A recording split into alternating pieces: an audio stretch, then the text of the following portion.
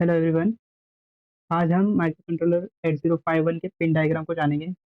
तो जानते हैं माइक्रो कंट्रोलर के पिन डायग्राम को। इसमें टोटल 40 पिन होती हैं। जब हम माइक्रो कंट्रोलर को देखते हैं, हमें पिन 1 को पहचानने के लिए एक छोटा सा गोला या निशान दिखाई देता है।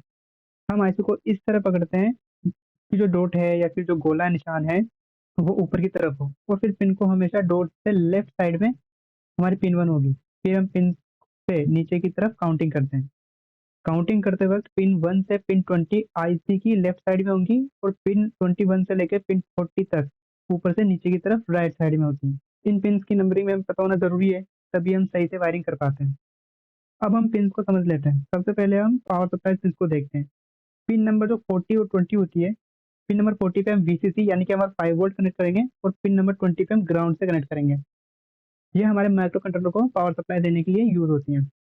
नेक्स्ट जो पिन है वो पिन नंबर 18 और 19। यहाँ पर हम ऑसिलेटर को कनेक्ट करेंगे। ऑसिलेटर माइक्रो कंट्रोलर को सही टाइमिंग के साथ इंस्ट्रक्शन एग्जीक्यूट करने में मदद करता है। पिन नंबर 9, यह रीसेट पिन होता है। मतलब जब दोबारा स्टार्ट करना हो माइक्रो कंट्रोलर को, तो हम पिन नंबर 9 पर कुछ मिलीसेकंड के लिए हाई यानी कि 1 देते हैं। पिन नंबर 29, 30 और 31, इन्हें माइक्रो कंट्रोलर सिग्नल कंट्रोल के लिए यूज किया जाता है। मतलब माइक्रो कंट्रोलर एक्सटर्नल रैम या रोम का इस्तेमाल जब करता है, तो इन पिन की मदद से हम उन्हें एक्सेस करेंगे। Pin number 29 program store enable pin कहलाती है।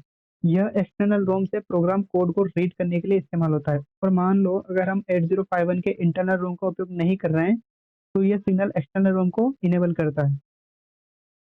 पिन नंबर 30 एलई पिन यानी कि एड्रेस फ्लैश इनेबल पिन होती है। इस पिन से माइक्रो कंट्रोलर एड्रेस और डाटा बस को अलग अलग करता है। और पिन नंबर 31 इनेबल पिन होती है, या एक्सटर्नल एक्सेस पिन कहते हैं। और जब हम पिन से हाई सिग्नल या 1 देते हैं, तो माइक्रो कंट्रोलर इंटरनल रोम को कोड एग्जीक्यूट करेगा, और अगर लो सेंड करेंगे तो एक्सटर्नल रोम से कोड चलाएगा। मतलब ये तीनों पिन तभी यूज होंगी जब हम माइक्रो कंट्रोलर से एक्सटर्नल रैम रोम का यूज कर रहे होंगे तब। और अब बचती है इनपुट आउटपुट पिन, और इनको 4 पोर्ट्स में डिवाइड करते हैं, जिन्हें हम पोर्ट 0, पोर्ट 1, पोर्ट 2 और पोर्ट 3 कहेंगे। ठीक है, आई होप आपकी वीडियो समझ में आ रही होगी। पोर्ट 0 में पिन नंबर 32 से लेकर पिन नंबर 39 तक होती है।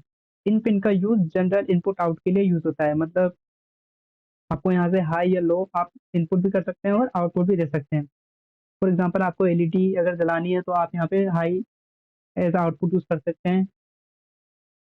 पोर्ट 1 जो है वो पिन नंबर 1 से लेकर 8 तक होती है। ये भी जनरल पर्पस इनपुट आउटपुट के लिए यूज होती है। तो फिर पोर्ट 0 और पोर्ट 1 में डिफरेंस क्या है, आइए समझते हैं। पोर्ट 0 में इंटरनल पुल अप रजिस्टर नहीं होता, इसलिए एक्सटर्नल रजिस्टर से जोड़ना पड़ता है। इसका मतलब हमें यहाँ पे एक्सटर्नल रजिस्टर लगाना होगा, चाहे हम इससे को यूज ले रहे हैं या नहीं ले रहे हैं, पर हमें एक्सटर्नल रजिस्टर कनेक्ट करना होगा यहाँ पे। जबकि पोर्ट 1 में इंटरनल पुल अप रजिस्टर्स होते हैं, तो एक्सटर्नल रजिस्टर्स नहीं लगाना पड़ता। अब यहाँ पे आप पुल अप रजिस्टर्स का नाम सुनकर शायद कंफ्यूज हो गए हैं, पर अभी बस याद रखिए, क्योंकि इन पे हम डिटेल में बात करेंगे पुल अप रजिस्टर्स पे। अब आते हैं पोर्ट 2। पोर्ट 2 समझ लेते हैं। पिन 21 से लेकर पिन 28 तक ये दो तरीकों से काम करता है। अगर हम एक्सटर्नल मेमोरी का उपयोग नहीं कर रहे हैं, तो ये जनरल इनपुट आउटपुट की तरह ही काम करेगा।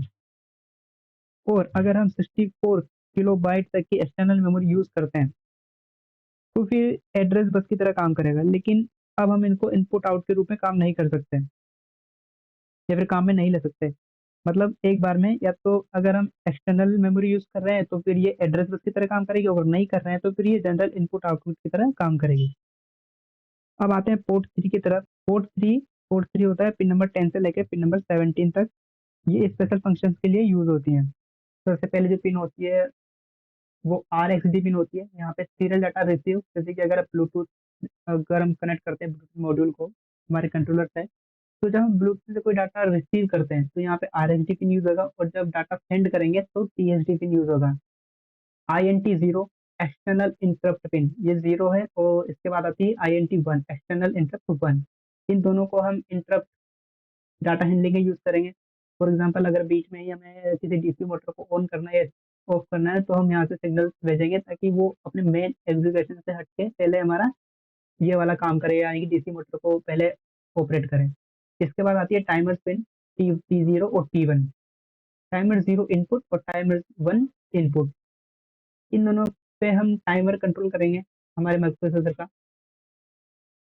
फिर आती है रीड पिन और right pin, external memory write. जब हमें माइक्रो कंट्रोलर से मेमोरी में अगर राइट करना है तो हम WR पिन का यूज करेंगे, और अगर रीड करना है एक्सटर्नल मेमोरी से माइक्रो कंट्रोलर को तो हम रीड पिन का यूज करेंगे। तो ये हो गया हमारा पोर्ट 3। अब आपको 8051 माइक्रो कंट्रोलर के सभी पिन्स का उपयोग समझ में आ गया है। फिर इसमें आगे हम इन पिन्स को कोडिंग के लिए कैसे यूज करेंगे ये भी देखेंगे। अभी वीडियो को यहीं पे विराम देते हैं। जय भारत, धन्यवाद।